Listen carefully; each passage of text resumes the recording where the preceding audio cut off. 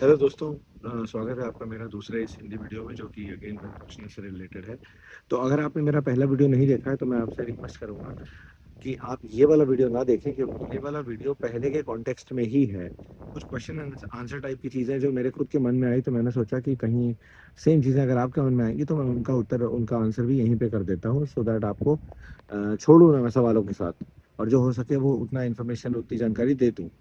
तो अगर आपने पहला देखा है तो कंटिन्यू करिए, अदरवाइज इसको बंद कर दीजिए और पहले वाले पे चले जाइए। तो दोस्तों, जैसे मैंने पहले वाले वीडियो में कहा बताया कि विपश्यना की जो आप साधना करने जाते हैं, जो आप मेडिटेशन ध्यान करने जाते हैं 10 दिनों के लिए, उसमें मैंने कुछ नियम कुछ रूल्स बताए कि कोई डिजिटल डिवाइसेस नहीं होंगे आपके पास 10 दिनों के लिए, मोबाइल, टैबलेट, लैपटॉप, एनीथिंग मतलब, और किसी और प्रकार का कोई सामान नहीं होगा, जैसे किताबें और ऐसे कोई पढ़ने लिखने वाली चीज़ें।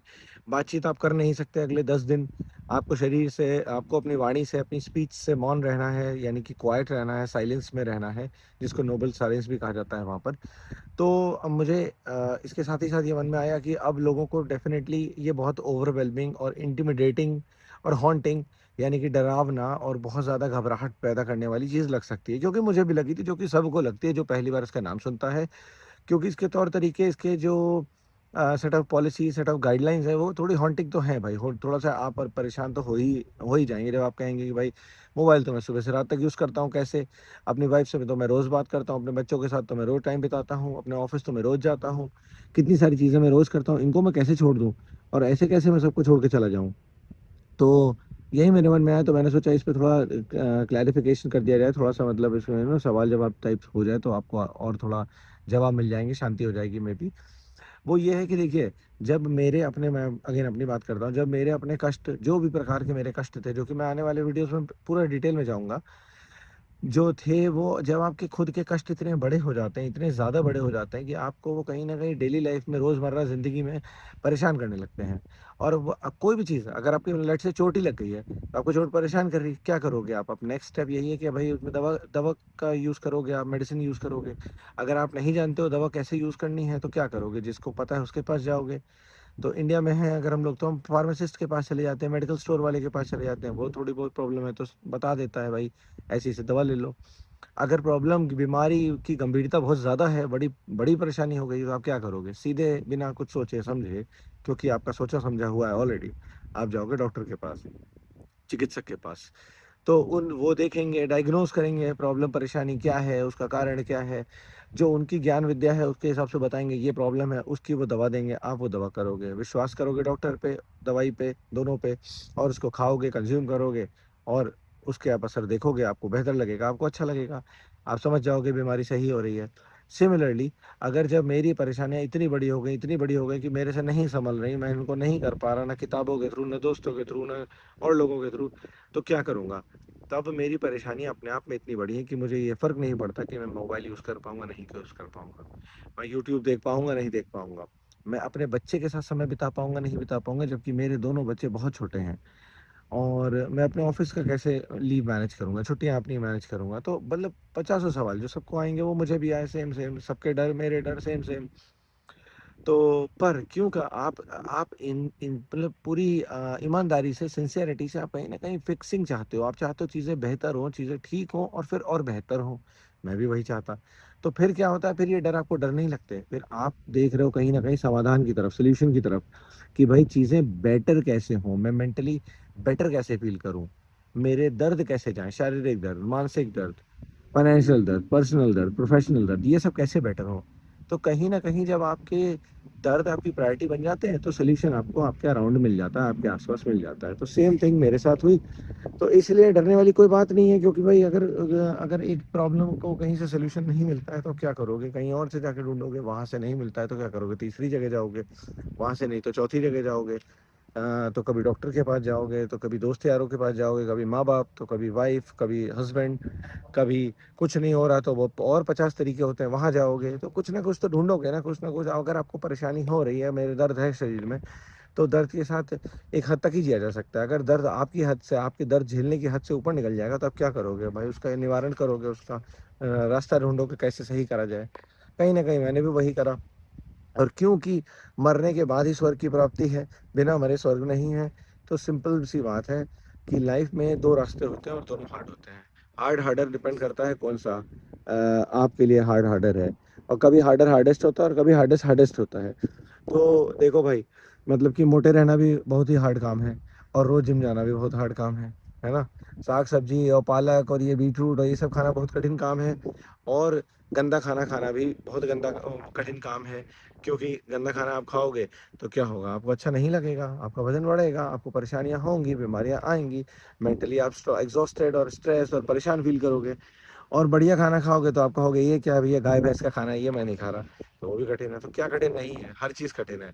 ये डिपेंड करता है कौन सा कठिन रास्ता चूज करोगे और उसे आसान बनाओगे। ऐसी वाली बात है। तो अगेन ये कोई ज्ञान वाली बात नहीं, कोई ज्ञान नहीं दे रहा हूँ, अपनी कहानी बता रहा हूँ जो मैंने महसूस करा, लाइक राइट फ्रॉम स्क्रैच, बिल्कुल जीरो से शुरू करके। और जो कठिनाई हुई, जो फायदे हुए, वो सबका सब सामने एकदम क्लियरली रख रहा हूँ। तो बस मैंने सोचा इसको क्लियर कर दिया जाए। अब अगर आपको इंटरेस्ट है, आप वेबसाइट पे जाओ, विपश्यना की इनकी ग्लोबल वेबसाइट है, इनकी कंट्री स्पेसिफिक वेबसाइट है, वहाँ जाओ, आप पढ़ो, आपको सब जानकारी हो जाएगी। तो मैंने तो चलो थोड़ा बहुत इंट्रोडक्शन के प्रकार से ही आपको थोड़ा सा ही बताया है। बट अगर आपको इच्छा जागी है तो आप जाओ, आप देखो भाई क्या टाइम टेबल है, क्या कर सकते हैं, क्या नहीं कर सकते हैं, कब मिलता है कोर्स, क्योंकि ऐसा भी नहीं आप आज चाहो तो कल कोर्स मिल जाए। भाई बहुत सारे लोग चाहते हैं। और पूरी तरीके से मुफ्त है, ये बताना शायद मैं भूल गया था, पूरी तरीके से मुफ्त है। कोई पैसे का इन्वॉल्वमेंट कहीं नहीं है। और रहना फ्री, खाना फ्री, जो आपको इतना सब ज्ञान मिल रहा है वो सब फ्री। अब आपका दिल बाद में बिल्कुल ग्रेटिट्यूड से भर जाए, थैंकफुलनेस से भर जाए, आप बहुत धन्यवाद फील करो अपने दिल में कि हाँ भाई मेरी तो परेशानी सही हुई, मेरी परेशानी थोड़ी मदद हुई। तो करना चाहो तो कर दो।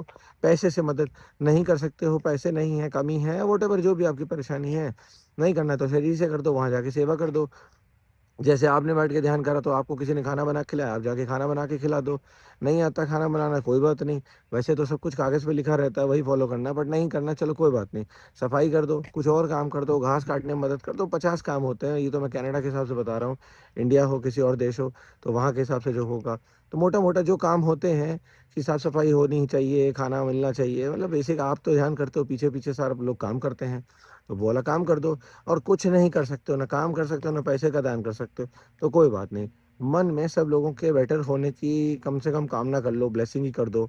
और अपने आप को ब्लेस कर लो, अपने आप को ब्लेस कर दोगे तो कहीं ना कहीं तुम्हारे गुरु तक भी तुम्हारी ब्लेसिंग पहुंच जाएगी। उसका भी ऋण किसी प्रकार से कुछ दो चार आना सेंट वॉट एवर वो हो जाएगा कि हाँ भाई तुम सबका भला की मंगल कामना कर रहे हो, तो चलो यही बढ़िया है। तो इतना हो जाएगा तो इतना भी बहुत है। और कुछ नहीं कर पाओगे तो भाई जैसा आपका दिल, अगेन कोई फोर्स वाली बात नहीं है। और एक और इम्पोर्टेंट बात मैं बताना भूल गया था उस वीडियो में, जिससे मुझे लगता है कि क्वेश्चन आ सकते हैं, सवाल आ सकते हैं, वो ये कि इसका कोई जो हमारे धर्म है, मतलब जितने भी हमारे धर्म है, मैं ज़्यादा वर्ड्स में नहीं जाऊँगा, सिंपल वर्ड्स का यूज़ कर रहा हूँ। जितने हमारे धर्म है, हिंदू मुस्लिम सिख ईसाई पारसी जैन बुद्ध, दुनिया भर के, तो इसमें कोई धर्म से लेना देना नहीं है, ये पूरी तरीके से सेक्युलर है। और इसमें कोई धर्म को ना तो नुकसान पहुंचाया जा रहा है, ना उसके बारे में कुछ बुरा कहा जा रहा है, ना कोई इसको अप्रिसिएशन करा जा रहा है, तारीफें करी जा रही हैं। तो ये बहुत ही न्यूट्रल है, बहुत ही न्यूट्रल है, इसका कोई हमारे सारे एग्जिस्टिंग धर्मों से कोई लेना देना नहीं है। बहुत सिंपल बातें बताई जा रही हैं। और ना किसी की अगेन बेइज्जती करी जा रही है, ना किसी की तारीफ। तो आप इससे निश्चिंत रहो कि कोई धर्म परिवर्तन की बात होने वाली है, वहाँ जाके कुछ कन्वर्ट करने वाले हैं, या वहाँ जाके आपको कुछ अलग सेट ऑफ प्रैक्टिसेस में लेने वाले हैं जो आपके धर्म एग्जिस्टिंग धर्म के हिसाब से कॉन्ट्रडिक्शन हो रहा है, यानी कि उसमें कोई मतभेद हो रहा है। ऐसा कुछ भी नहीं है, बहुत ही सिंपल है। अपनी सांसों को देखो, अपनी सांसों पे ध्यान लगाओ, अपने अंदर देखो। दुनिया में तो 50 बुराइयां हैं, हमारे अंदर कितनी है वो देखो, 50 से ज़्यादा निकलेंगी अगर दुनिया में 50 हैं तो दूसरे आदमी में खोट है, परेशानी है, वो खाना ठीक से नहीं खाता, ऐसे नहीं खाता, वैसे नहीं खाता, ऐसे उठता नहीं, बैठता नहीं, काम नहीं करता, हमारे हिसाब से, मेरे हिसाब से, तो मेरे अंदर उससे ज़्यादा है। तो इसी सब का रियलाइजेशन है। और जैसे जैसे रियलाइजेशन होता जाएगा, मज़ा आता जाएगा, अच्छा लगता जाएगा।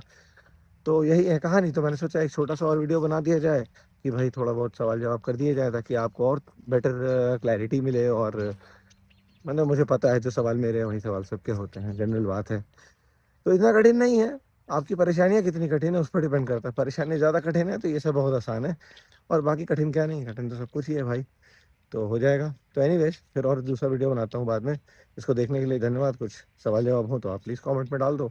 मैं बिल्कुल उनका I will be happy to answer. मैं उनको खुशी खुशी सबका जवाब देता हूँ जितना मुझे आता है। चलिए मिलते हैं अगले में। Bye bye.